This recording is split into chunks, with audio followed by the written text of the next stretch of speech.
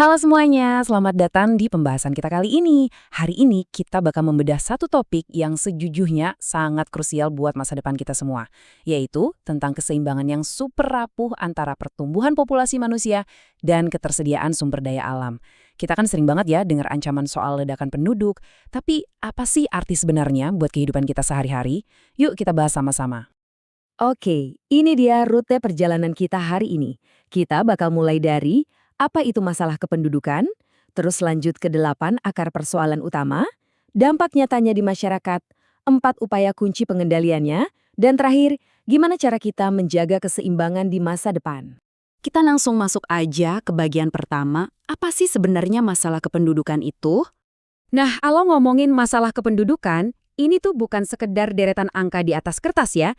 Ini adalah berbagai persoalan nyata yang muncul akibat dinamika dari jumlah, struktur, persebaran, sampai kualitas penduduk itu sendiri.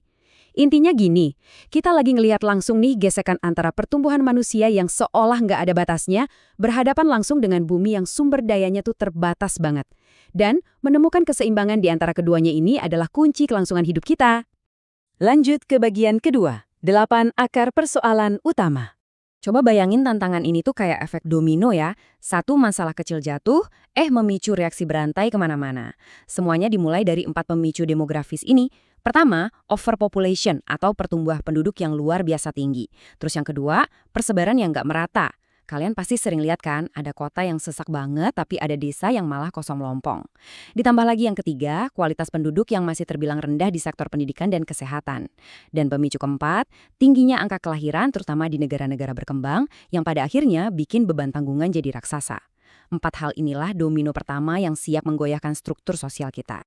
Nah, yang bikin topik ini makin menarik adalah perdebatan tentang dari mana sih akar masalahnya berasal. Di satu sisi ada Thomas Malthus. Dia melihat ini murni sebagai masalah kelangkaan matematis, jumlah manusia tumbuhnya jauh lebih cepat daripada produksi pangan kita. Masuk akal kan? Tapi di sisi lain, Barry Commoner punya pandangan beda. Menurutnya, akar masalahnya itu ada di kemiskinan dan ketimpangan global. Jadi pertanyaannya, apakah ini murni soal angka dan matematika atau ini soal ketidakadilan sistemik?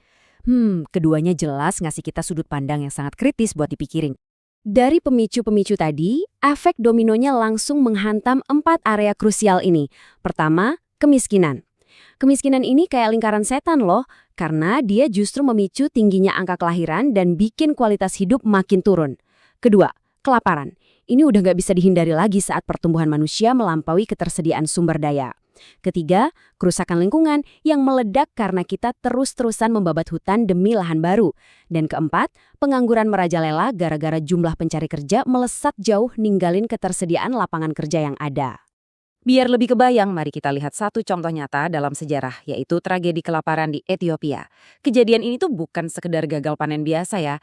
Ini adalah ledakan dari kombinasi yang benar-benar mematikan.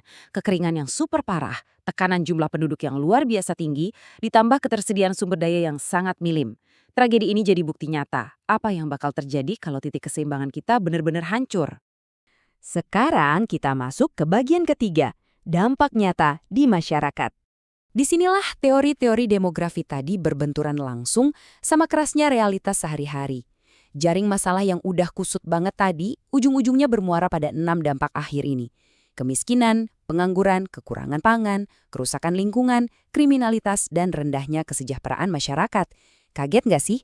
Maksudnya, fakta bahwa kerusakan alam dan tingginya angka kriminalitas itu ternyata punya akar demografis yang sama.